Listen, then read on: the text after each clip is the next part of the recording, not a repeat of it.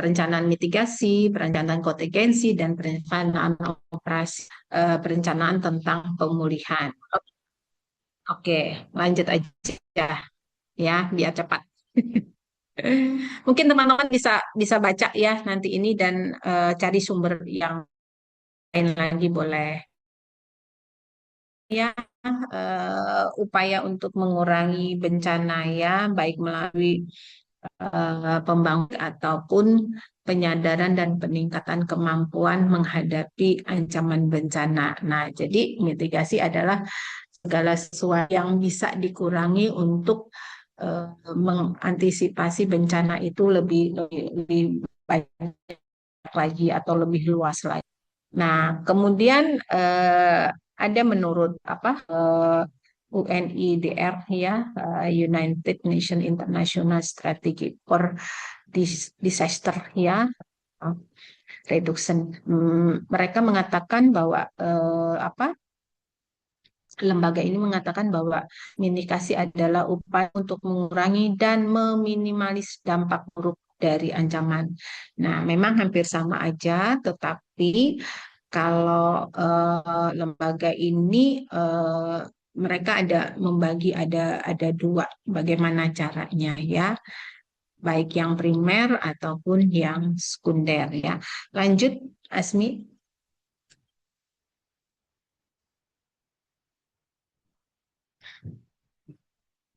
Nah, jadi ini ya, nah dilakukan dalam bentuk struktur ya, dalam penggunaan lahan, bisa dalam pendidikan ya, kemudian bagaimana kita mengedukasi masyarakat supaya sadar bagaimana meminimalis bencana agar kerugian itu dapat ya. Jadi yang timbul dari bencana itu sendiri. Nah, jadi hal ini bisa kita lihat ya dengan berbagai macam cara bagaimana untuk mengantisipasi apa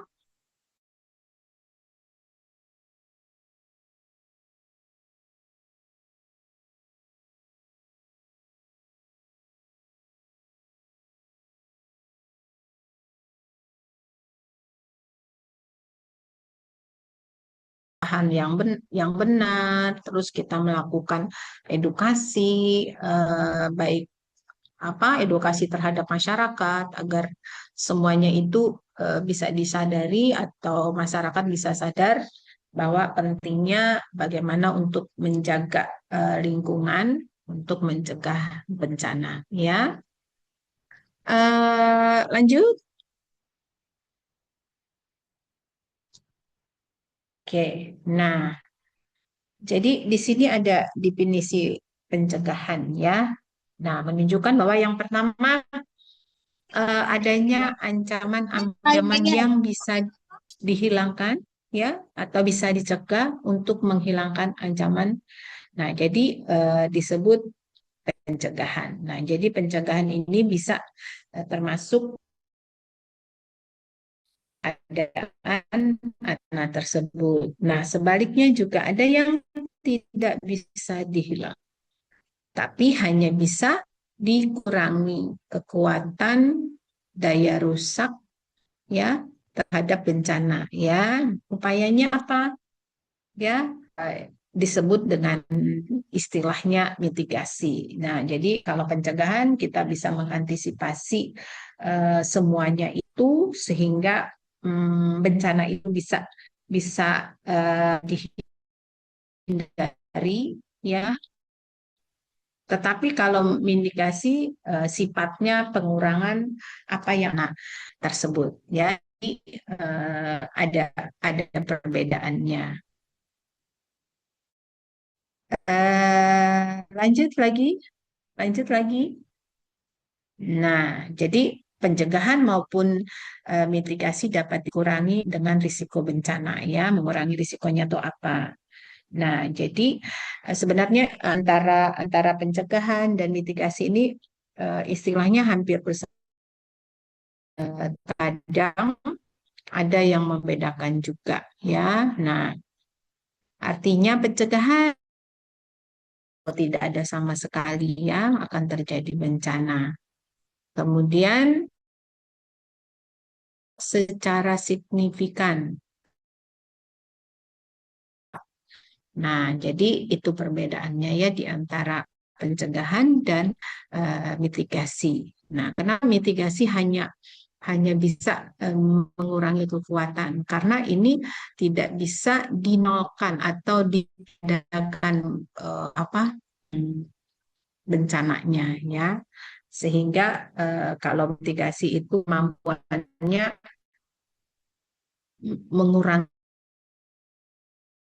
ancaman yang kurang ya atau berkurangnya bencana tersebut ya kekuatannya. Lanjut. Nah, ini tadi ya, boleh perbedaan dan pencegahan ya, upaya-upaya untuk menghindari atau menghilangkan dampak bencana tidak dapat dilakukan dengan pencegahan. Nah, maka aktivitas yang dilakukan bergerak ke arah mitigasi. Nah, jadi ini arahnya ke ya, mengurangi atau meminimalkan dampak. Nah, jadi istilah ini bisa dilakukan apa disebut dengan mitigasi. Ya, mungkin teman-teman sudah apa paham benar dengan istilah mitigasi ini ya dalam berbagai macam apa kegiatan ya. Lanjut.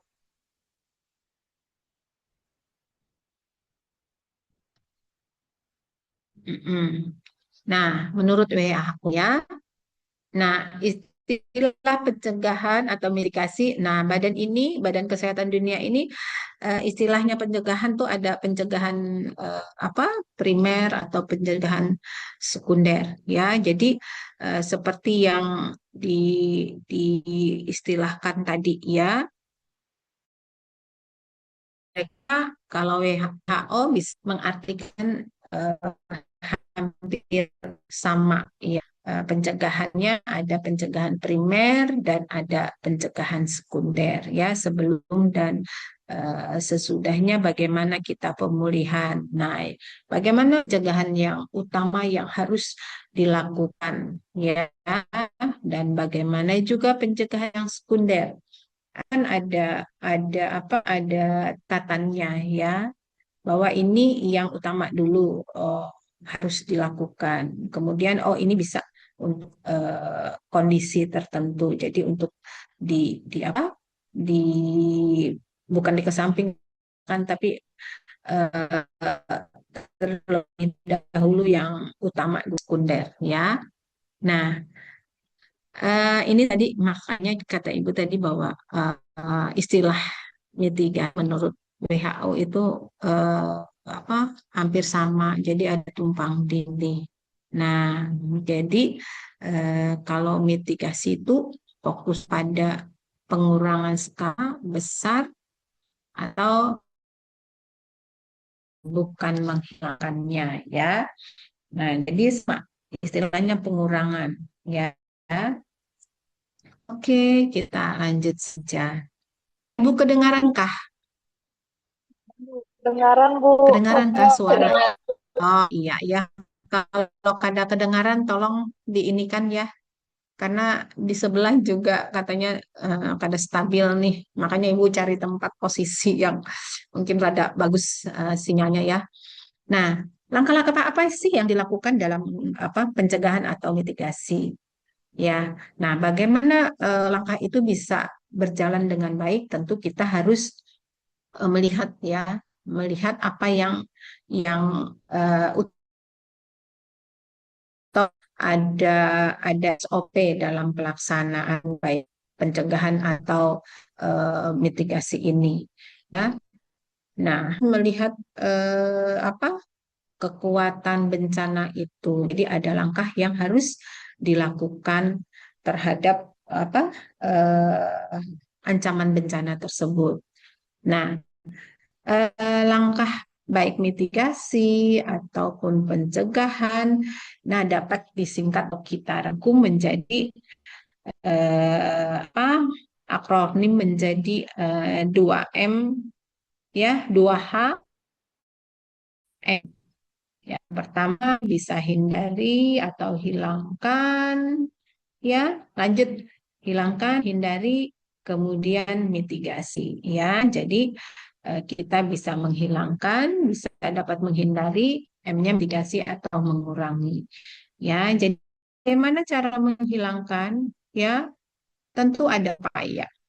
Nah, semuanya harus diupayakan untuk bagaimana caranya menghilangkan ancaman tersebut. Ya, contohnya seumpamanya mungkin teman-teman apa bisa mencontohkan bagaimana cara menghilangkan bencana itu sehingga dapat terhindar. Mungkin suatu wilayah dapat terhindar terjadinya bencana dengan cara menghilangkan.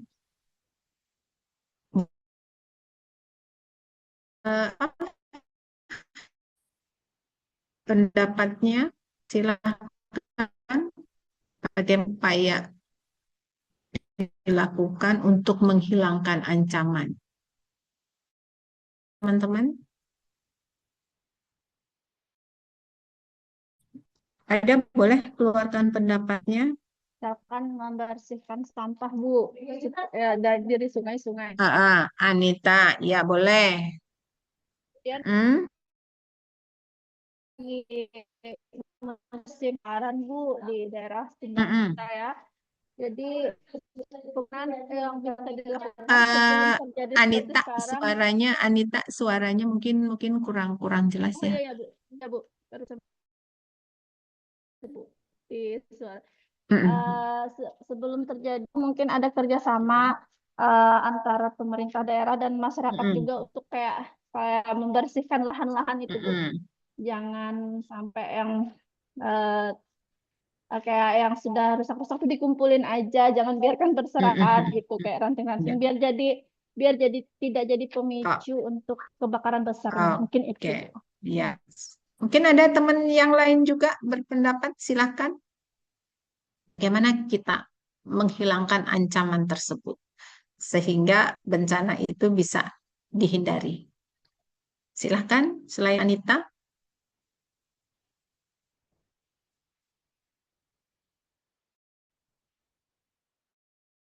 bisa Mila,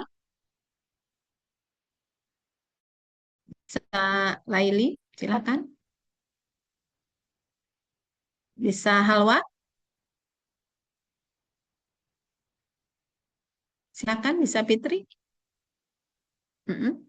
Nggak apa-apa, kita kan berpendapat boleh dong. Maaf Bu, ulun lagi di Posyandu. Iya. Mm. Silahkan, Bu. siapa yang bisa berpendapat atau memberikan ini kan informasi terkait bagaimana sih caranya untuk menghilangkan atau menghindari terjadinya bencana. Apa yang harus dilakukan? Anggap aja kita sebagai masyarakat ya. Ibu boleh Halwa, hmm? boleh memberi Boleh, tanggapan. silahkan. Boleh? Mm-mm. Izin ya Aino. Bu, Mm-mm. Irfan. Ya, silahkan. Kedengaran nggak Bu suara Ulun? Eh, eh, kedengaran, tapi kurang begitu jelas. Ya. Jadi ini Bu, membuat jalur evakuasi pada gedung-gedung misalkan perkantoran sama ada titik kumpul Bu, Mm-mm. misalkan ada terjadi bencana seperti kebakaran atau gempa bumi gitu. Jadi sudah siap siaga untuk langsung ke jalur evakuasi dan titik kumpul yang telah ditetapkan Bu. Mm-mm. Seperti itu ya. Mm-mm. Eh, itu kan apabila sudah terjadinya bencana ya, Eno ya. Ini yang dimaksud benar sih kita memang apabila terjadi bencana tentu harus ada yang kita lakukan. Ya tadi kata Ainun benar aja ya, ada titik kumpul di mana sih yang harus masyarakat laksanakan apa ya. Nah, tapi ini bicara tentang menghilangkan kemungkinan terjadinya dalam suatu bencana yang harus kita lakukan sebagai masyarakat umum. Anggap aja kita ini masyarakat umum di wilayah yang titiknya tuh titik ran ya, titik rawan ya. Kalau di Palangka tadi kata Anita itu supaya membersihkan, menghindari hal-hal yang memang berhubungan dengan sampah atau membersihkan tempat-tempat yang mungkin habis kebakaran atau apa ya lahan. Nah, bagaimana caranya kita sebagai masyarakat atau orang yang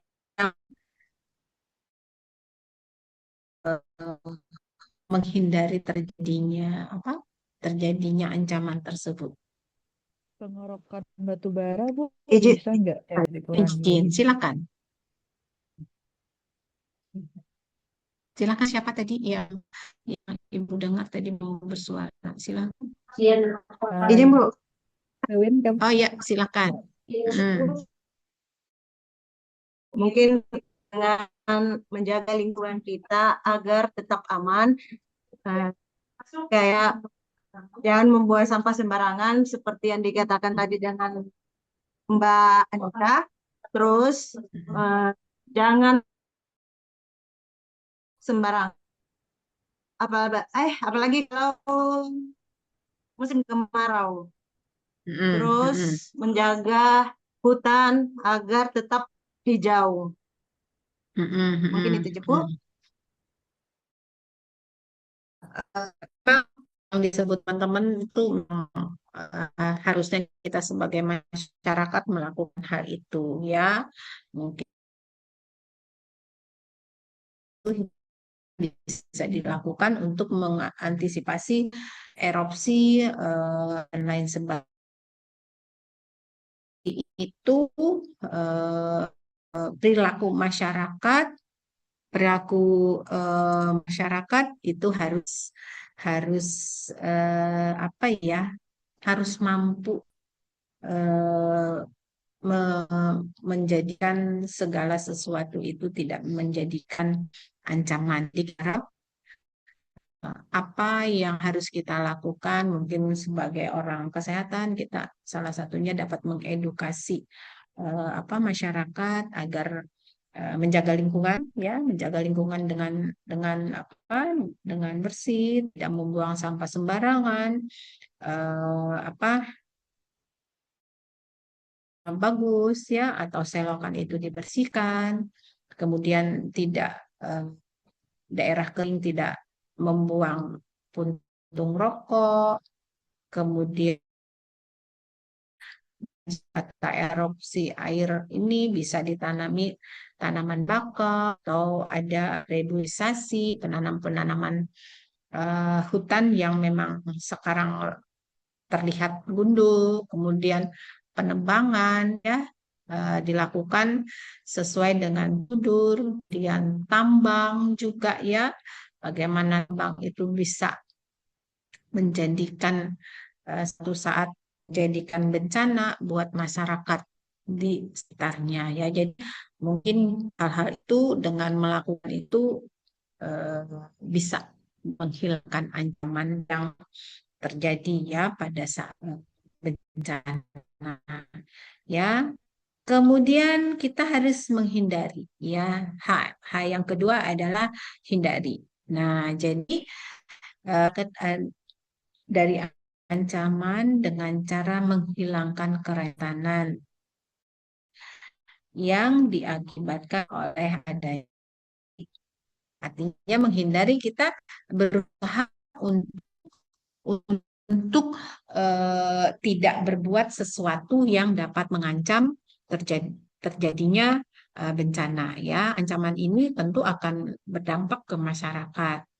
Tentu kita harus bisa menghindari dengan cara tadi ya, ada edukasi, ada kesadaran, sehingga kita dapat terhindar dari bencana ya. Karena bencana dampaknya itu sangat sangat banyak ya di berbagai macam sisi ya, dari kehilangan orang, bencana bisa menghilangkan juga fasilitas umum ya, infrastrukturnya juga jadi rusak dan lain sebagainya. Nah, kemudian yang M ya, tadi H2M ya, nah mitigasi ya. Nah, upaya untuk mengurangi dampak yang buruk dari merugikan di sebuah ancaman dilakukan dengan mengurangi kekuatan dan daya rusak. Nah, tadi kan kalau menghilangkan bisa terjadi ya apabila semua sektor semua berpartisipasi menjaga menjaga alam ya. Tentu dengan salah satunya bisa mengurangi dampak ancaman tersebut.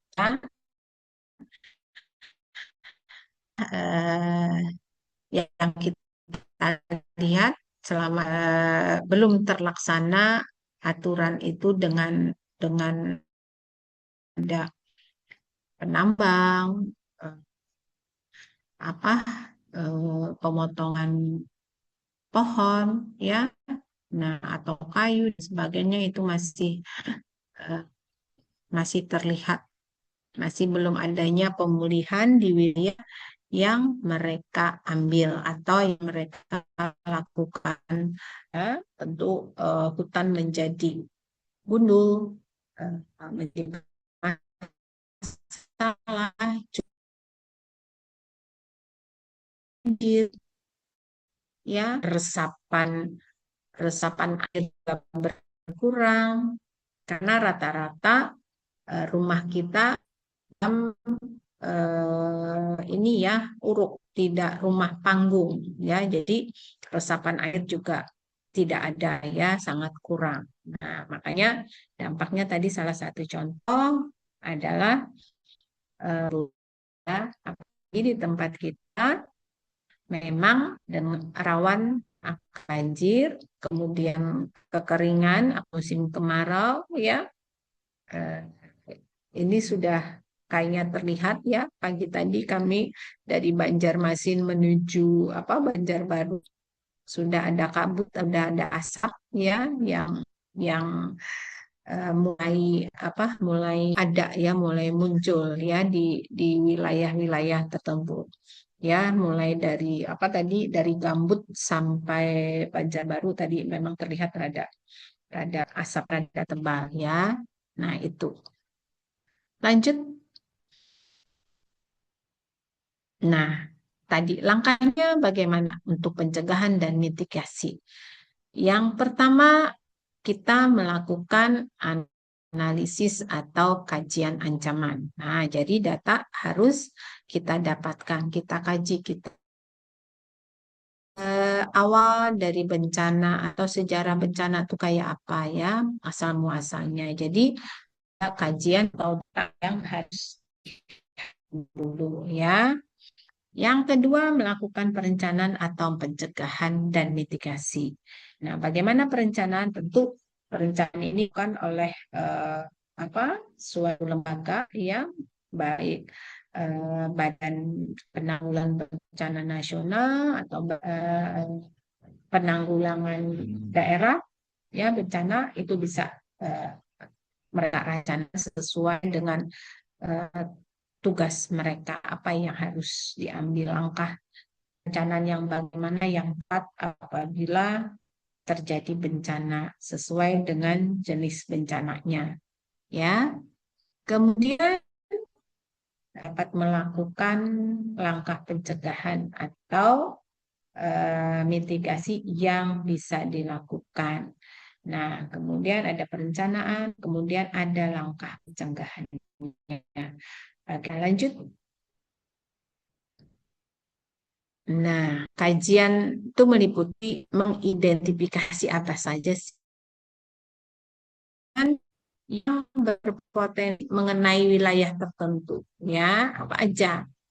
Kemudian bagaimana karakteristik bencana itu, ya, ancaman yang ditimbulkan, ya, atau variabel ancaman yang dapat meningkatkan risiko. Nah, jadi variabel itu eh,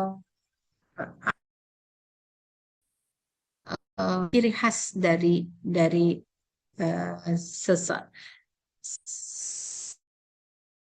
apa bencana, ya, jadi variabelnya apa, varian bencananya apa, ya, jenis bencana dapat meningkat yang dapat meningkatkan risiko. Oh, ini kering daerah wilayah tertentu tadi, ya, di wilayah mungkin Kalimantan Selatan termasuk wilayah yang musim kemaraunya panjang, ya. Eh, kalau apa dalam keadaan apa cuaca panas tentu hujan, ya, atau membakar lahan yang kering. Nah, bagaimana risiko itu bisa meningkat?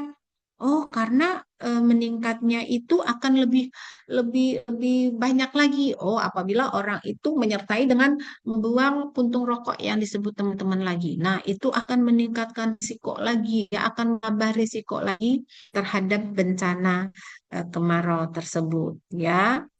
Kemudian apa yang menyebabkan ancaman tersebut bisa berubah atau, ya, itu tadi, ya, contohnya bahwa penyebabnya kita udah tahu penyebabnya kalau panas ditambah pembakaran, nah, itu tentunya akan memakan lahan yang cukup banyak, yang cukup luas, sehingga apa yang terjadi itu bisa menimbulkan masalah, bisa menimbulkan bencana yang lebih besar, ya. Nah, mungkin tahun berapa itu di di kita, ya, berapa berapa ratus hektar, ya, terjadinya bencana di wilayah kita, ya, sehingga banyak terjadi gangguan kesehatan pada masyarakat kita, ya. Nah, di sini eh, hal yang sebenarnya dapat diantisipasi, tetapi karena adanya ketidaksadaran dari masyarakat ataupun sebuah eh, eh, perusahaan, sehingga daerah tersebut semakin bertambah, ya. Nah, kemudian kajiannya apa aja, ya? Mana saja ancaman yang perlu segera ditangani. Nah, jadi harus bagaimana kita menempatkan, memposisikan urutan ancaman tersebut. Kalau kita ambil ini, urutan ini tentu akan begini. Nah, jadi masing-masing apa urutan prioritas, ya, mempunyai daya dampak masing-masing, ya. Kalau dampaknya urutannya dampaknya cukup besar, urutan pertama, ya, yang kita ambil, dan begitu seterusnya, ya. Jadi semuanya ini tergantung dari apa, ya, ancaman yang segera ditangani, ya. Oke, bisa lanjut. Next. Nah, bagaimana dengan perencanaan pencegahan dan mitigasi dengan melihat aktivitasnya, ya? Yang pertama, atau mana yang tidak. Nah, sudah dikatakan tadi ada indikasi.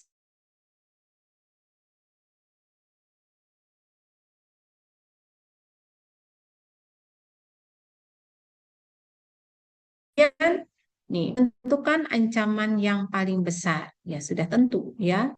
Yang ini, yang langkah ini harus, bukannya harus,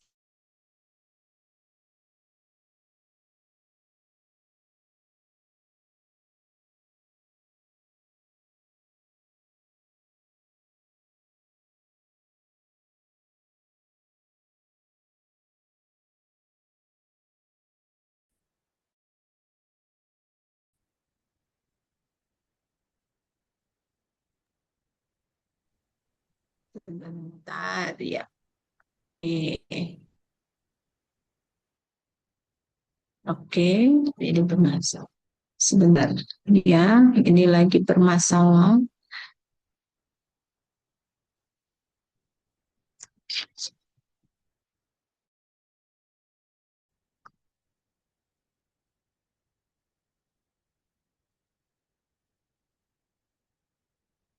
Hmm.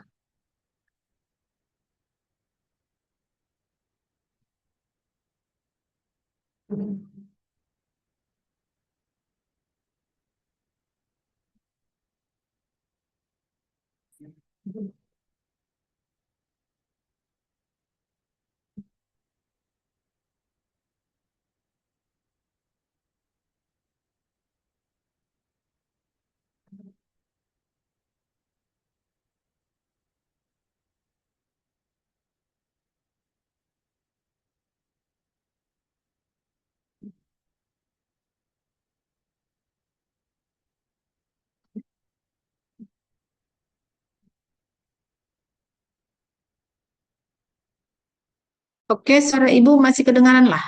Halo, suara Ibu kedengaran ya? Terdengar, Bu. Kedengaran, Halo. Bu. Oh iya, ini jaringannya kada stabil ini.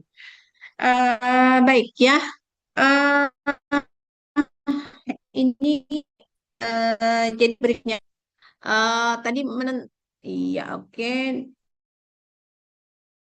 Iya, oke.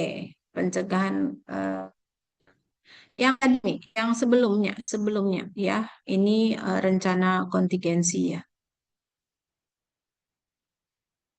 Ini program pendanaan ini.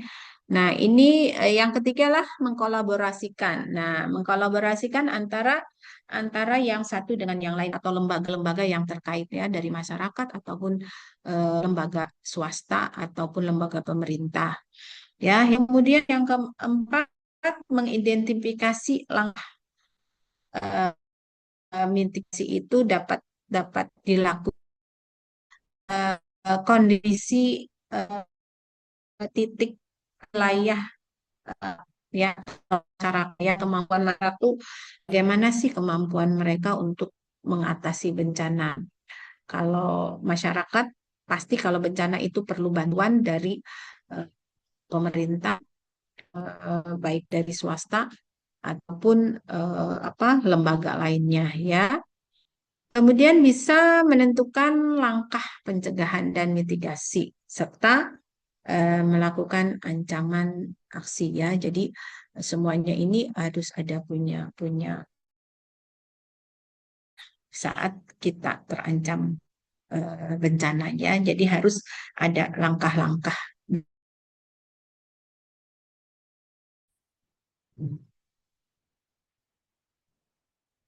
Nah, eh, bagaimana dengan apa perencanaan kontingensi ini? Ya, jadi kontingensi ini eh, salah satu kesehatan ya. Jadi bagaimana proses itu bisa bisa dilakukan ya proses dilakukan dalam suatu perencanaan ya dalam penanganan situasi darurat atau bencana. Jadi berdasarkan apa masalah atau berdasarkan skenario itu tentu ada apa eh, ada badan atau sektor yang menyusunnya ya. Nah, atau mengembangkan kasus kesehatan dari skenario yang sudah disusun nah oleh pemerintah daerah. Jadi apa masa atau langkah atau kegiatan yang berhubungan dengan memang sudah ada apa ada bidangnya, ada lahannya ya sesuai dengan kondisi di wilayah tersebut ya yang dilakukan ya. Jadi ada karena ada tindakan teknis, ada pun manajerialnya. Nah, semuanya ini apabila sudah disusun, apabila sudah rencananya sudah baik, tentu akan disepakati oleh lembaga atau badan atau masyarakat sesuai dengan apa sesuai dengan apa yang hasil dari musyawarah tersebut ya. Nah, di sini tentu akan ada ya, akan ada ditetapkan suatu apa ya format atau susunan bagaimana sih caranya untuk mencegah apa terjadinya bencana. Jadi di situ ada mungkin ada petunjuk-petunjuk atau apa pedoman ya yang mereka buat dalam perencanaan ini. Jadi semuanya ini tergantung dari hasil apa kesepakatan bersama ya. Oke, lanjut.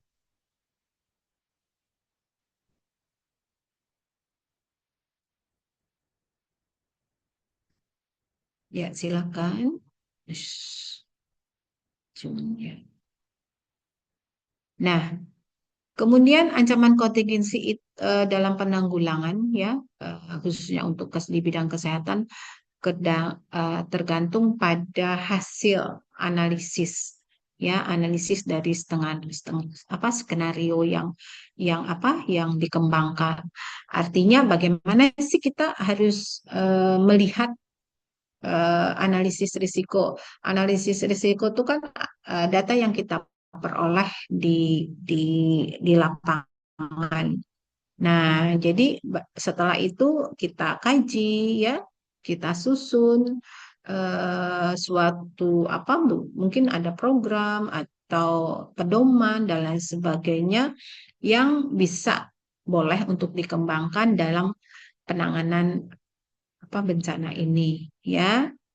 Nah, jadi kontingensi ini ya eh, bisa disusun atau disusun berdasarkan tindakan ya yang operasional ya yang didasari oleh respon yang tepat efektif jika terjadi bencana. Nah, jadi makanya tadi ada suatu apa pedoman atau ada aturan, ada langkah yang terdapat di penanganan ya apabila terjadinya bencana bisa dilakukan secara efektif ya sehingga itu dapat tertangani secara baik ya harus dilakukan ya terutama mungkin di kesehatan ya apabila terjadi suatu bencana ya. Oke, lanjut.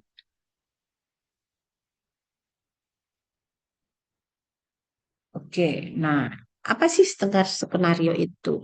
Artinya menentukan ya, tentukan rencana respon baik awal, komunikasi juga ada di dalamnya, layanan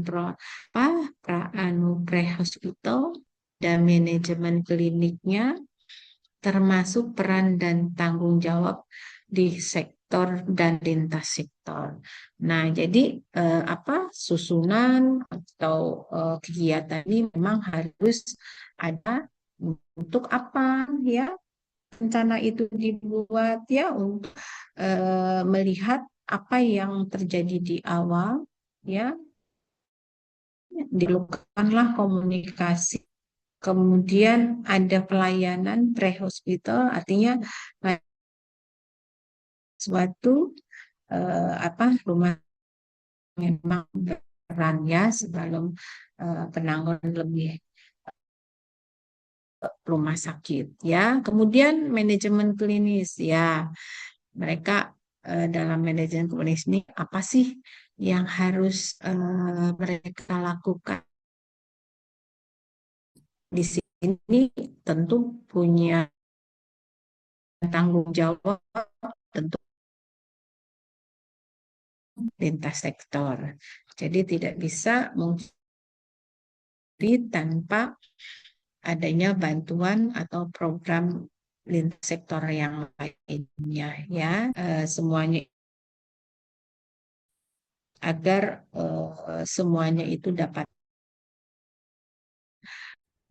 apa mengantisipasi atau mengurangi terjadinya bencana yang lebih banyak lagi atau lebih besar. Lanjut. Nah, bagaimana skenario itu dilakukan? Yang pertama itu dapat dimulai dengan menulis ya atau menjelaskan kronologis kejadian ya, asumsi atau tanggapan kita dan rencana pencegahan itu secara umum bagaimana dilakukan. Jadi kita harus lihat dulu ya, atau menulis atau membuat semacam apa eh, evaluasi kegiatan ya untuk apa yang akan terjadi. Kemudian dilanjutkan dengan eh, dengan apa yang kita lalui ya, dapat dimulai dengan mendetailkan perhitungan asumsi dampak dari bencana tersebut ya terhadap masing-masing sektor. Nah, jadi masing-masing sektor ini dapat apa ya semacam merinci apa aja sih yang ada di dampak tersebut ya. Nah, artinya ada susunan lah, ada ceritanya ya, bagaimana kejadian bencana itu bisa terjadi. Jadi ada apa cerita, ada kronologinya bahwa bencana itu terjadi akibat apa, ya. Oke, bisa lanjut. Maaf masih kedengaran kah suara ini lihat ringan nih naik turun naik turun. Masih kedengaran? Masih jelas lah? Masih jelas lah karena ini Ibu lihat dengan naik turun naik turun ya. Oke, perencanaan operasi ya. Bagaimana perencanaan operasi? Artinya mengatur upaya ya, penanggulangan dengan menekankan pada fokus atau berfokus pada faktor-faktor mengurangi jumlah kerugian ya, baik korban atau harta benda terjadinya bencana ya. Nah, di sini tentu kita akan melihat apa aja sih fasenya, apa aja sih bagian mana aja sih yang bisa kita lihat atau fase apa aja yang harus kita siapkan dalam rencana operasi ini. Yang pertama harus ada tanggap darurat bencana ya. Nah, tentu di mana-mana mungkin teman-teman juga baik di puskesmas ataupun di rumah sakit ataupun di apa lembaga lain mungkin ada yang dinamakan bencana ya. Ini adalah namanya juga tanggap darurat ya. Kapan aja tuh bisa terjadi. Jadi orang-orang inilah yang bisa menangani dampak tersebut ya, dampak dari apa bencana tersebut ya. Nah, yang bisa ditimbulkan tentu bencana itu akan menimbulkan dampak kejadian ya. Apa saja sih yang dilakukan atau hal apa aja yang perlu dilakukan ya. Yang pertama bisa kita kegiatan bisa juga harta benda ya, mana kita caranya memenuhi kebutuhan dasar mereka ya, kemudian bagaimana kita cara memberikan pada orang yang berdampak ya, pengungsi itu kita urus ya kemana mereka bisa berada di wilayah yang aman ya, jadi semuanya itu kita kita lihat ya, jadi operasi itu bisa kita lakukan kegiatan-kegiatan tersebut. Nah, kemudian tidak kalah pentingnya juga adalah pemulihan sarana dan prasarana ya. Jadi ini juga sangat berpengaruh terhadap operasi yang dilakukan pada saat tanggap darurat ya. Semuanya itu bisa berjalan apabila pemulihan sarana ya. Lanjut. Oke, ya. Nih, ada rencana pemulihan, ya. Rencana pemulihan ini tentunya mengatur ya bagaimana penanggulangan bencana itu menekankan pada faktor yang dapat mengembalikan kondisi masyarakat dan lingkungan yang terkena bencana, ya. Artinya lembaga itu memungsikan kembali ya sarana dan prasarana secara terencana. Artinya terencana itu harus dibuat menangani apa istilahnya bekas atau sisa-sisa dari bencana tersebut. Tentunya kita harus berkoordinasi yang memang terkait dengan masalah ini ya, memang tidak sedikit koordinasinya, tidak cuma satu lembaga atau suatu badan baik pemerintah ataupun swasta ya. Jadi kita harapkan itu dilakukan secara menyeluruh ya. Nah, jadi apa aja sih dalam perencanaan pemulihan ini fase atau bagian apa saja yang perlu kita lihat ya. Yang pertama, fase pertama boleh lihat. Nah, tentu ada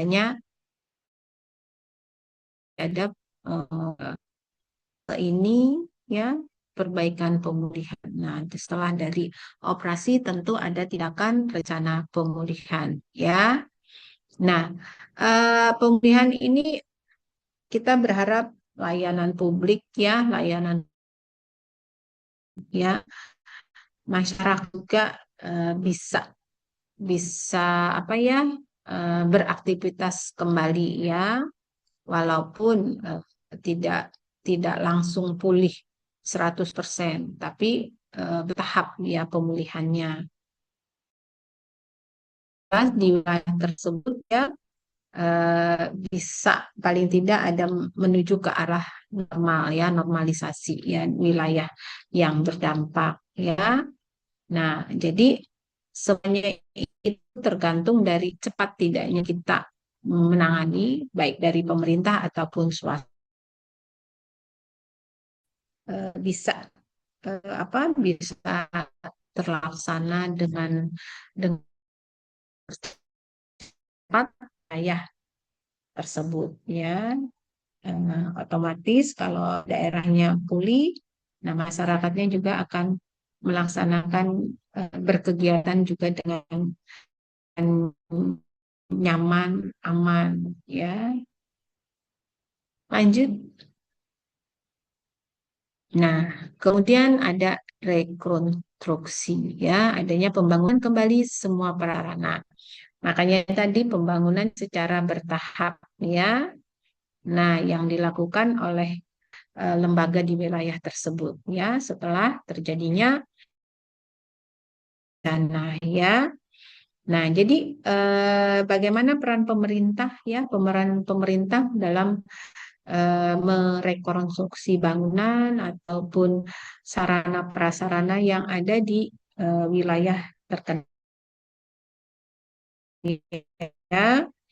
Nah, mana yang utamakan dulu? Sasarannya apa dulu? Apakah fasilitas umum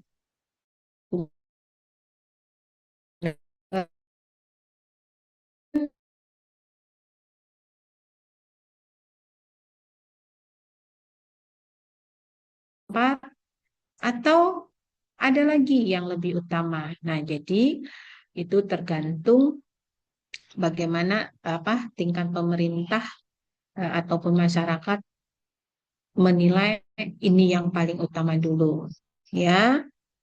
Nah, dengan membangunnya atau mulai pulihnya kembali ya, baik bangunan, sarana fisik ataupun prasarana lainnya, tentu kita berharap ya ada perkembangannya, ya, ada perkembangan dari eh, sektor ekonomi ya, kemudian ada sosial budayanya pulih kembali, adanya ketertiban, adanya hukum yang berlaku di wilayah tersebut, sehingga peran serta masyarakat ya itu bisa diatasi ya setelah pasca bencana. Jadi masyarakatnya bisa hidup lebih lebih apa ya, lebih aman lagi karena fasilitas dan sarana prasarana sudah mulai dipulihkan ya, walaupun tadi tidak 100% kita langsung pulih ya wilayah pasca bencana tersebut. Oke, lanjut ya. Nah, ini sudah ininya ya. Mungkin tinggal beberapa menit karena Pak Yasir sudah menunggu. Eh, ada yang mau ditanyakan terkait dengan ini? Mungkin waktunya berapa menit lagi ya. Tadi saya janji sama Pak Yasin Teng jam 11 untuk lanjut ke Bapaknya. Ada yang mau ditanyakan?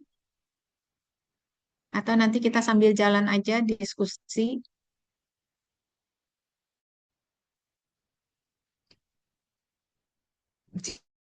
Mau tanya? Izin Bu, Ya, silakan. Inggih. Kemarin itu semalam hari Kamis lah, hari Kamis kemarin itu Kota Banjarmasin mengadakan sosialisasi penanganan bencana emergency. Nah, inggih. Jadi itu tuh menanggulangi karena kan Kalimantan Selatan ini banyak yang umroh Bu. Inggih. Jadi ujar pusat tuh Bu Ai kayak model ada kemungkinan kayak COVID kayak gitu Bu Ai, ada lah Ibu mendengar. Nah, ini Ya, jadi Kota memang Banjarmasin. ada virus katanya ya. Ya, Tapi ini kita udah mudah-mudahan jangan. ya. Susah Memang ya Bu. makanya yang umroh itu kan memang periksa kesehatannya kan memang harus benar-benar gitu ya.